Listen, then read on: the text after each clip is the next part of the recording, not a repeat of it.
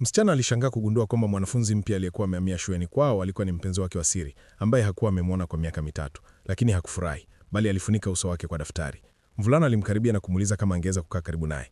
Alipoona msichana hajibu, mvulana alijiandaa kuketi, lakini wakati huo huo rafiki wa msichana alitokea ghafla na kukaa moja kwa moja kando yake. Msichana alifurahi mara moja, hivyo mvulana alilazimika kuchagua kwa kusikitika kiti tupu nyuma. Baada ya kipindi, msichana alikuwa akifuta ubao. Mvulana alimuuliza kwa nini alikuwa akimkwepa. Msichana alisema hamkwepi, lakini sekundi iliyofuata alimshika rafiki yake mkono na wakakimbia nje ya darasa. Mvulana alicheka kutokana na tabia yake, lakini bado hakuelewa kwa nini msichana alikuwa akimkimbia.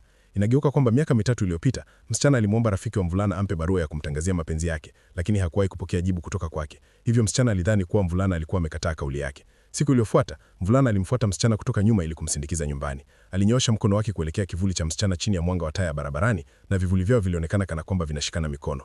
Kabla ya kuondoka, mvulana alimwalika msichana kusoma pamoja maktaba mchana wa siku iliyofuata. Msichana hakutaka kuendelea kumkwepa, hivyo alikubali. Alimwomba rafiki yake amsaidie kuchagua gauni zuri. Kabla ya kuondoka, rafiki yake alimnyunyizia manukato. Hata hivyo, mvulana alipofika maktaba kuhudhuria miadivio, alipigiwa simu ghafla, kisha akageuka na kuondoka. Kwa kuwa msichana hakumuona mvulana, alikwenda nyumbani kwake, lakini akagundua kuwa kulikuwa na msiba. Alimuuliza rafiki yake ili kujua kilichokuwa kinaendelea, na akagundua kuwa wazazi wa mvulana walikuwa wamefariki katika ajali ya barabarani. Baada ya siku hiyo, mvulana hakwenda shuleni kwa wiki mbili. Msichana alikuwa na wasiwasi sana juu yake, hivyo kila siku alimwandalia kifungua kinywa na kusimama njiani kumsubiri. Siku moja, mvulana hatimaye alirudi shuleni, na msichana akamzuia mara moja. Alimpa kifungua kinywa, lakini mvulana alimkataa kwa baridi, kisha akaondoka. Msichana alitambua kuwa mvulana alikuwa akimkwepa. Baada ya kipindi, msichana alipata daftari alilokuwa amelisahau mvulana. Alipolifungua, alishangaa kugundua kwamba mvulana alikuwa amepoteza matumaini ya kuishi. Alikimbia nje ya darasa mara moja kumtafuta mvulana. Swali: unadhani msichana angefanya nini tofauti mapema ili kuepuka hali hii kufikia hapo ilipofika?